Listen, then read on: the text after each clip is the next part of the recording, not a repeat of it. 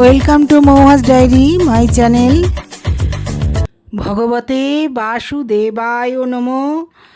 কৃষ্ণায় বাসুদেবায় হরয়ে পরমাত্মনে প্লনত ক্লেশ নাশায় গোবিন্দায় নমো নমো। হে গোবিন্দ, হে কৃষ্ণ, হে গোবিন্দ।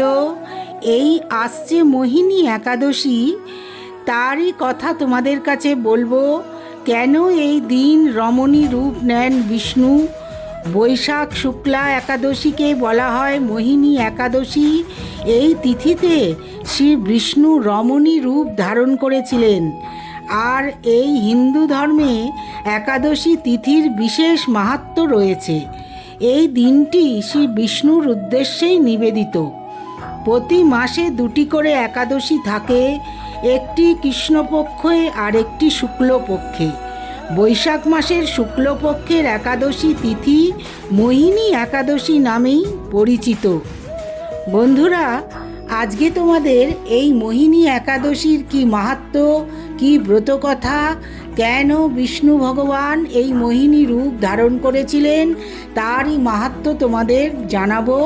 তোমরা অবশ্যই মন দিয়ে শোনো আমার ভিডিওটা আর দেখো। আর তোমাদের ভালো লাগলে তোমরা একটু আমার চ্যানেলটা সাবস্ক্রাইব করো বন্ধুরা, আর শ্রীকৃষ্ণের নাম প্রচার করো বন্ধুরা। এই একাদশী 2026-এ কবে পালিত হচ্ছে? 27শে এপ্রিল, 13ই বৈশাখ সোমবার মোহিনী একাদশী পালিত হবে। 12ই বৈশাখ 26শে এপ্রিল রবিবার রাত্রি 8টা 44 হইতে 13ই বৈশাখ 27শে এপ্রিল রাত্রির 7টা 56 পর্যন্ত আছে। সারাদিনই 13ই বৈশাখ সোমবার 27শে এপ্রিল এই মোহিনী একাদশী পালিত হবে বন্ধুরা। বিষ্ণু পুরাণ অনুসারে এই দিনে শ্রীহরি নারী রূপ ধারণ করেছিলেন। শাস্ত্র অনুসারে মোহিনী একাদশী পালন করলে সব পাপ থেকে মুক্তি পাওয়া যায়। সব পাপ থেকে মুক্তি পাওয়া যায়। এই মোহিনী একাদশীর মাহাত্ম্য খুব। এই একাদশীর কাহিনী, সমুদ্র মন্থনের পর অমৃত দখল করতে দেবতাদের কাছ থেকে অমৃতের কলস কেড়ে নেন অসুররা। কিন্তু অমৃতের অধিকার অসুররা পেয়ে গেলে তারা প্রচণ্ড ক্ষমতা বলে বিশ্ব সংসার ধ্বংস করে দেবে। এই আশঙ্কায় দেবতারা নারায়ণের শরণাপন্ন হন। তখন অসুরদের বিভ্রান্ত করতে সুন্দরী নারীর রূপ ধারণ করেন নারায়ণ শ্রী বিষ্ণু।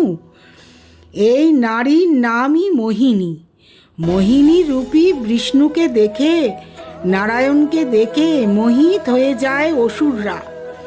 সব ভুলে অমৃতের কলস তারা বিষ্ণুর হাতেই তুলে দেয়। তখন অমৃত কলস নিয়ে দেবতাদের কাছে ফিরে আসেন মোহিনী রূপী নারায়ণ বিষ্ণু এবং দেবতাদের মধ্যে এই অমৃত বিতরণ করেন। এই নারী রূপ ধারণ করেই তিনি এই অমৃত দেবতাদের মধ্যে প্রদান করেছিলেন। এই দেখো বন্ধুরা, তোমাদের ছবি দেখাচ্ছি। একদিকে অসুররা আর একদিকে দেবতারা, তার মধ্যে এই অমৃত কলস নিয়ে নারায়ণ মোহিনী রূপ ধারণ করেছিলেন এই দেবতাদের অমৃত পান করাবার জন্যে। এখানে ব্রহ্মাসুরের একটা কাহিনী আছে বন্ধুরা, বলছি তোমাদের শুনে নাও। ব্রহ্মাসুর নামে একটি অসুর, সে এই মোহিনী অবতার নিয়ে একটি কাহিনী আছে। এই ব্রহ্মাসুর অসুর একবার ব্রহ্মার কাছে বর পেয়েছিলেন যে সে যার মাথায় সে হাত দেবে সে ভস্ম হয়ে যাবে। ব্রহ্মার কাছ থেকে এই বরটা পেয়ে ব্রহ্মার মাথাতেই হাত রাখতে উদ্যত হয় ব্রহ্মাসুর, এই অসুর। তখন ব্রহ্মাকে রক্ষা করতে এগিয়ে আসেন বিষ্ণু নারায়ণ। মোহিনী অবতার রূপ ধারণ করে এই ব্রহ্মাসুর অসুরকে মুগ্ধ করেন তিনি। মোহিনীর রূপের জাদুতে সব ভুলে গিয়ে মোহিনীর সঙ্গে নৃত্য করতে থাকেন এই অসুর ব্রহ্মাসুর। নাচতে নাচতে একবার ব্রহ্মাসুরের হাত তার নিজের মাথাতেই রেখে দেন স্বয়ং শ্রী বিষ্ণু। নিজের মাথাতেই অসুর হাত রাখার ফলে অসুর নিজেই পুড়ে ভস্ম হয়ে যায়, আর ব্রহ্মাসুর একদম ভস্ম হয়ে যায়। বিষ্ণু এখানে ব্রহ্মাকে বাঁচালেন এই ব্রহ্মাসুর অসুরের হাত থেকে। এই মোহিনী রূপী নারায়ণ স্বয়ং ভগবান শ্রী বিষ্ণু এই মোহিনী রূপ ধরে এই তোমাদের দেখাচ্ছি। এইভাবেই অমৃত কলস দেবতাদের পান করিয়েছিলেন, অমৃত কলস থেকে অমৃত। এই মোহিনী একাদশীর ব্রত কথা এবার পাঠ করছি বন্ধুরা তোমাদের। এই মোহিনী একাদশী শাস্ত্রমতে এই একাদশীর দিনে লক্ষ্মী নারায়ণের পুজো করার পর একাদশীর ব্রত কথা পালন করলে খুব ভালো সুফল পেতে পারো। এখানে মোহিনী একাদশীর সম্পূর্ণ ব্রত কথায় তোমাদেরকে আমি বলছি। এই তিথিতেই মোহিনী রূপ ধারণ করেছিলেন নারায়ণ স্বয়ং বিষ্ণু, সেই জন্যেই এই একাদশীকে মোহিনী একাদশী বলা হয়। একদা অর্জুন শ্রীকৃষ্ণকে বলেন, হে মধুসূদন, বৈশাখ শুক্লপক্ষের একাদশীর কি নাম ও উপবাস করার কি নিয়ম দয়া করে আমাকে বলবেন? শ্রীকৃষ্ণ বললেন, হে অর্জুন, আমি এক পৌরাণিক কাহিনী শোনাচ্ছি। মহর্ষি বশিষ্ঠ এই কাহিনী শ্রী রামচন্দ্রকে জানিয়েছিলেন। একদা শ্রী রামচন্দ্র মহর্ষি বশিষ্ঠকে জিজ্ঞাসা করেন, হে গুরুশ্রেষ্ঠ, আমি জনকনন্দিনী সীতার বিয়োগে প্রচুর কষ্ট ভোগ করেছি, অতএব কিভাবে আমার এই কষ্ট কমবে? আপনি আমাকে এমন কোনো ব্রত সম্পর্কে জানাবেন যার দ্বারা আমার সমস্ত পাপ ও কষ্ট নষ্ট হয়ে যায়। এর উত্তরে মহর্ষি বশিষ্ঠ জানান, হে শ্রীরাম, আপনি উত্তম প্রশ্ন করেছেন। আপনার বুদ্ধি অত্যন্ত পবিত্র। আপনার নাম স্মরণ মাত্রই মানুষ পবিত্র হয়ে যায়। লোকহিতে ভালো প্রশ্ন জিজ্ঞেস করেছেন আপনি। আমি আপনাকে একটি একাদশী ব্রতের মাহাত্ম্য শোনাচ্ছি। বৈশাখ মাসের শুক্ল পক্ষের একাদশী তিথির নামই মোহিনী একাদশী। এই একাদশীর উপবাস করলে ব্যক্তির সমস্ত পাপ ও কলহ নষ্ট হয়ে যায়।